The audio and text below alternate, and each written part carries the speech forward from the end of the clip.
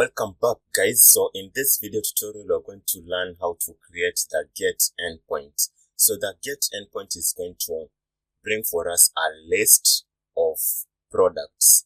So it's going to bring the list of products which we created using the post endpoint. So let's get deep into this. Okay, now we are in our product controller. So in our product controller, in the last tutorial, we did the post, and in this tutorial let's do the get. So let's just come down here and call on the router get, router.get. Then inside the get function we're going to pass the slash URL. Then we also pass the request and response, as we'll be using this. So request and response. Okay, then inside here, it's where we're going to enter a code that will retrieve the data for us. So let's use the find function. So product, so this is calling on the product model, product dot find, so find function. Then we execute. So we tell what to execute. So it should execute two things here. So one, if there is an error, let's just take this back. Okay, there. So if there is an error, it should return an error or products. So if it's successful, it should return products. So products, so these are the returns that should be executed. Then we can now give the case if there is an error. So let's say if error, okay. So if error, if there is an error, it should print out, or it should return the following. So return response.json. Then it should return success as false. So success should be false. Success should be set to false. Then we also have the message. So the message should be, so since it's a string, we put it under the quotes. So the string or the message should be product error or product fetch error, product fetch, or let's say product fetch unsuccessful.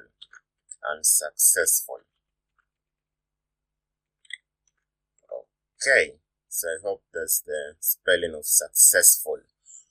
Okay, so if there is no error, we should tell it what to do. So if there is no error, it should return. So return response.json.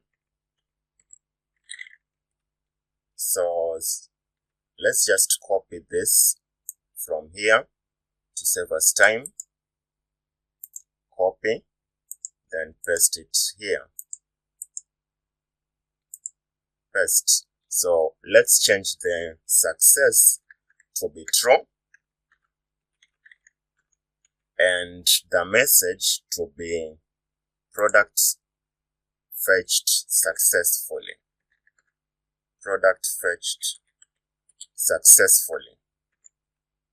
So let's add a Y there.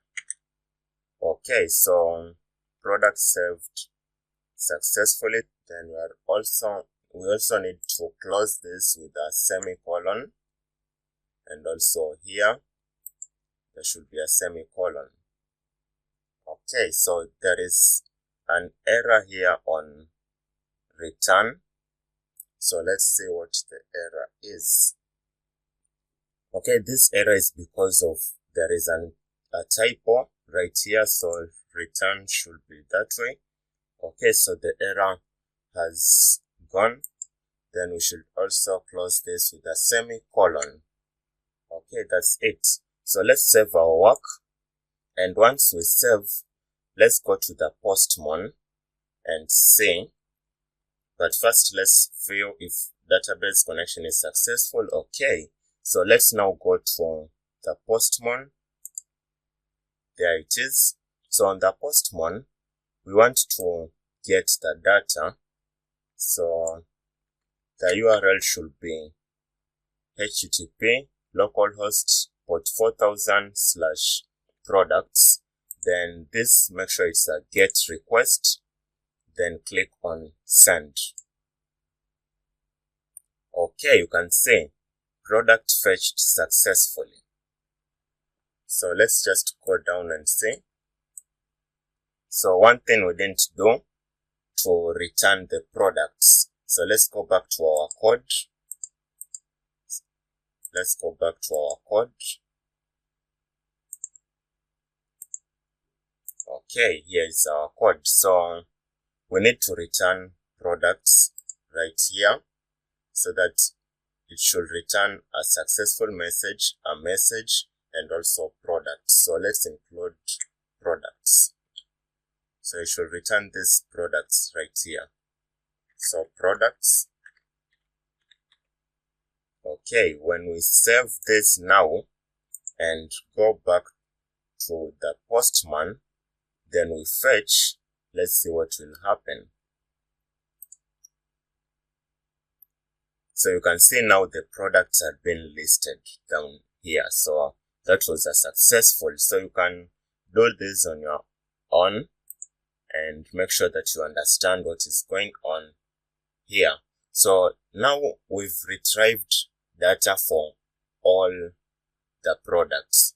What if we want to retrieve a single ID? So let's say a single ID/ID.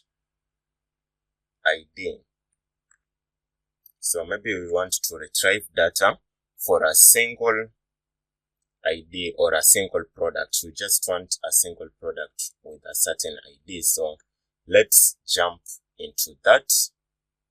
So let's go back. So right here, we are going to include another get request, but this time round it's going to get data for a single product. So let's see that happening. So router dot get. So we're still on the get endpoints. So router dot get. Then we include the URL that should be retrieved. So, but this time round, we want to retrieve a single ID. So let's say ID. Then we include the request. So we're going to use the request and the response. Then let's include the code that is going to fetch. Oh, sorry, it should be that way. So let's include the code down here. So this code down here is what is going to fetch for us the product by ID. So let's say product. So this is calling on the product model. Product dot find. So this is the find function that we are going to use.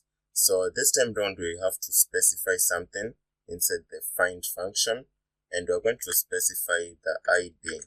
So ID request. So you should request for ID. Request dot params dot ID. So this should only fetch the ID.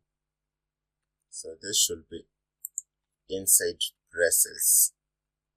So let's include the brace. Okay, so now let's execute. So let's do an execution. Execute. So this is what should be executed once that product is found. So inside it should give us an error if there is an error, if it's not successful, and also it should return products. So let's define this.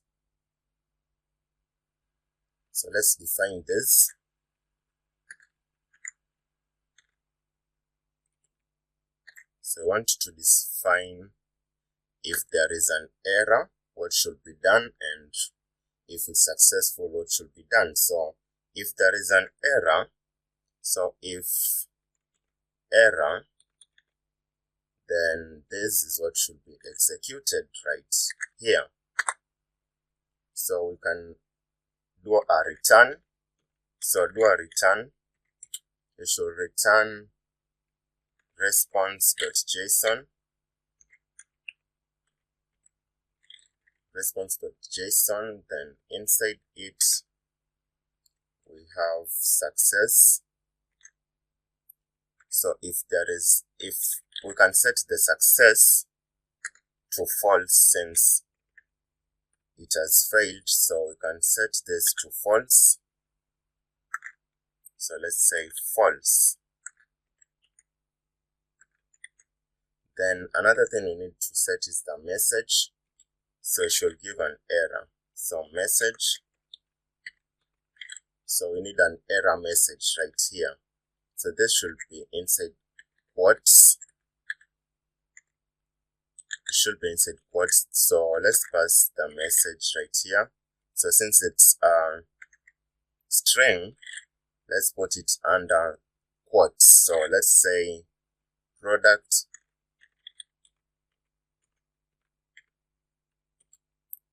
fetch failed, or we can say product fetch failed. I think that's better. Product fetch failed. Okay, so if it's successful, then let's give another thing here. So let's say if product.length, meaning if the ID is met, so product.length, this is what should be done. So if product.length, is this the right spelling of length? Okay, th. So let's return something down here. So return. So it should return response.json. You can just copy this here. So this should be JSON, not JSON. JSON. Sorry for the typo. So let's copy this. Copy. Then let's paste it here. So the success should be set to true. Then the message should be say product fetched successfully. Okay, then we should include the product. So include product right here. So sorry, there's another typo up here. So this should be product because it's a single product. So it should be product. So that's it. So it should return product, the single product right here. So product. So it's going to return three things: the success, the message, and the product details that is going to be fetched. So let's say if this is not met, so let's include an else statement. Else, we can say it should return So let's copy this right here. So it should return the following. So let's copy this, copy, paste it here. So the success will be false. So false. Then the message should be product ID not found. So that's it. Let's save our work. Okay, so Node1 has restarted our server. So let's go to the post and see. So right here, in the previous tutorial, we fetched some data. So you can just run it again. So let's first run the get, which we dealt with the first get, which is listing all the data.